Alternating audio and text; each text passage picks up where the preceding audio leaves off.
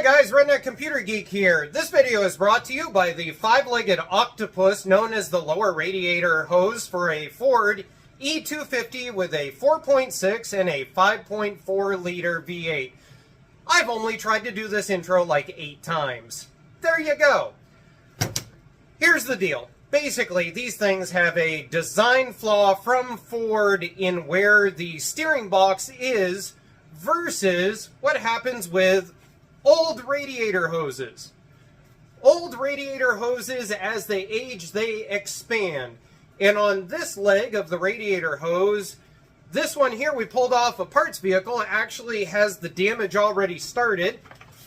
It is right there. You can see that brown spot. That's because this starts out this thick. And over time, they expand. And as they expand, they actually rub against the top of the steering box and eventually blow a hole, which makes it look as if the top of the steering box is leaking, when really it's that hole right there that's on this one that came off a parts vehicle. So we ordered up the $80 one off of Amazon, and we're going to get it popped on here. Oh, by the way, there's also like a three-legged version of this also, because if you do not have the oil cooler on yours, then you don't need these two legs on this octopus. I hate the word octopus. It means a lot more effort anytime I use it. Let's show you where stuff goes. We've got a... Ow. I'm sick, I don't feel good, and I don't want to make this video. So, we have a pointer. That way I can show you where the different connections are, and then you can go play with this idea. Can I twack something with the stick? You know why I have this stick, John? Why? Because this is like my third stick, because somehow somebody assumes that they all look like swords. First thing first, we got to drain the radiator out. And underneath here, you're going to have a plug with a 3/4 inch on the end of it. And no, the garden hose does not fit. What you do is you cut a chunk of garden hose off, you put it inside the garden hose, and then you clamp it on, and then it fits. Be really careful with that 3/4 inch. If that is stuck and being stupid, just plain pull the hose and enjoy your shower. Please take a minute to give John the compliment of being a good camera monkey while we point out where all these hoses are that you have to do from the top. Good camera monkey. Let's start with the base of the reservoir. This is actually your hose that's most likely leaking, and this starts off here, easy to get to, but then you have to come down into here. This is your power steering reservoir line. If you pull your power steering reservoir off of the front radiator wall, you can lean this back. This is the actual hose that you are after, and it is actually probably leaking down about right in this area next to your steering box. This is where the big hose connects, down on the side of your engine block, down in here. And over here is a 10 millimeter right there that you have to pull out in order to pull this bracket to be able to get the hoses that go to your oil cooler that's underneath your oil filter on your block. Now we'll take a look at the stuff under the vehicle. I tried everything I could to be able to undo that pipe without taking this thing out of the engine bay. It was just plain way easier to do by disconnecting this and pop those 3 bolts out. And then you can just pull on both sides and pop it right out of there. Note to future self, just pop the reservoir loose. Got these handed down to me years ago. It's nothing but just a nut welded on a set of old school pliers. But here's what they're for. If you open them all the way up, and you come into one of these Ford clips, and you go like that, you can lock it in order to pull them off. Homemade, works perfect. Weld the nut on, slice it in half, and go to town. The all-important kitty litter container. Thank you to the poopers in the house.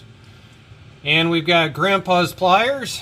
I'm just going to pop it right on here and pull that down. And this is aluminum. It's easy to scar, so try not to get too violent. What you can do is you can pop this open, and I'm trying to not get in your way, but if you just give it kind of a twist until you hear it make the noise, a very, very distinct of loose garbage coming off of there. Oh, ah!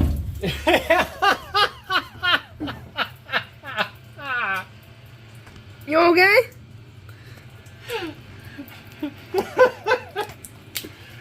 The light hit me in the face, which made me jump, which made me yank the hose off, punching my cat litter container out of the way and dousing myself in time to go take a break. Alright, so we're gonna grab this and pop it. And you gotta go back and forth and then take your second hand and kind of work it back till you get over the hump. There's no really good way to show this, but all of a sudden it's going to pop off and try and douse you. So, yep.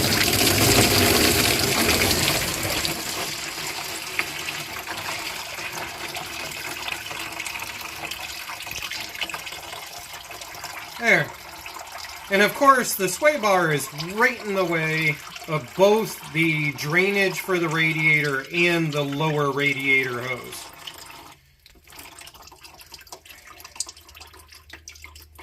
Well, that was fun.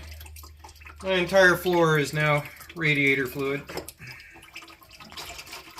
Again, because this is actually the second time I think I've had to do fluid on this vehicle because it exploded another hose the first week I had it on the road. Alright, now, at this point, the hose assembly comes forward through here, and the one to the coolant reservoir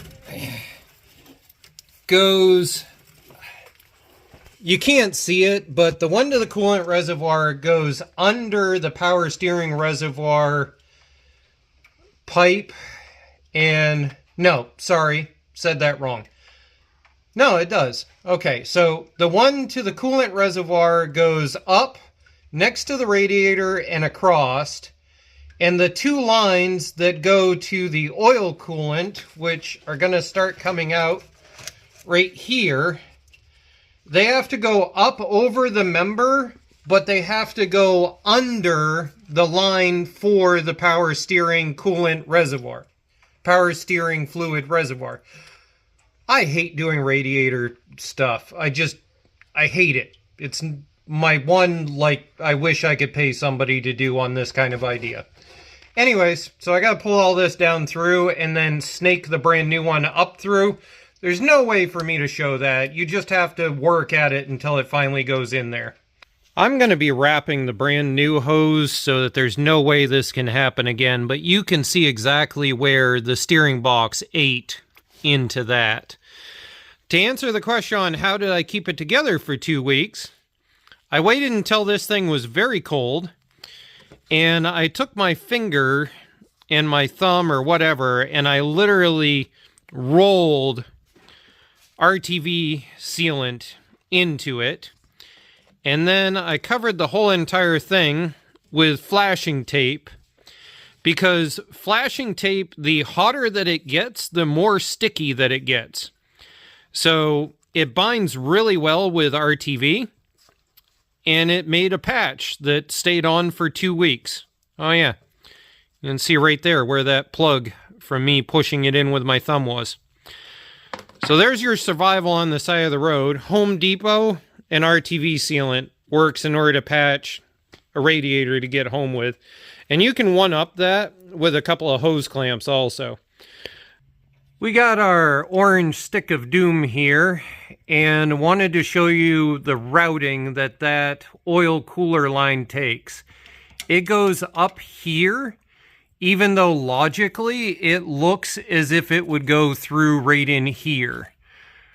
But you have to route it over the top of the steering, under your power steering hose there, next to your brake line there, next to your cooler loop there, and through this spot right here in the frame.